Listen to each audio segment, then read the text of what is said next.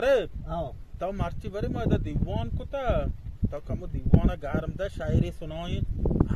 شاعر من بلدم نه من شاعر لوٹش شاعر من بلدم گرو منو بگو آره تو بجا باره شاعری اولا بگو فرمایش پلانی پلانی فرمایش برکت روان بوده چی پیشنا باز جبال ببی او مای براتا صدیقه چه پیرمتا دبال فرمایش ببی یگانای او دیگه اور باز جبال فرمایش ببی انوار ساحل دبال باز فرمایش ببی پیشنا یکیه انوار ساحل ہے کاودا این چلو ببی کاودا فرمایش ہاں کاودا فرمایش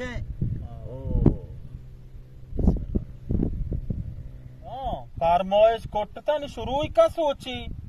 ماڑے بیحال بھی تو شاعرہ ارے اقبال بل کیسے یہ کاروں ارے کیسے یہ کاروں من دوش وابی دیتا وابا مہانی گوشوں کیسا ہوندا پکے واب من دی دوشی نا من واب دی من انوار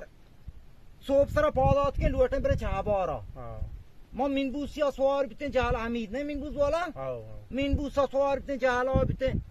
منبوس چاب بھی ما مورتے ما مورتے مورے کاشان کو پریشتے ہیں پورکش کالے کو مورا چودی مورا کاشانے کو مورا پریشتے ہیں بورتے منائے بو جانتا انوار چکاب دیاں پر جہنما مانگو میں برتی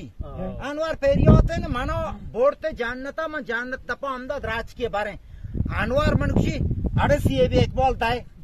اقبال پرتکال یہ دائے من بابا ایدہ دنیا نا ایدہ آہرت ایدہ دائے کونی ہے تر ہر چی ہمو ادا کو ہمو ہاں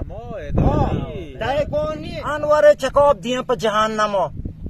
انچو انوار گیب داستا دیاں پر جہنم ہے بو ماں وابا پادات کو تین برکت ہے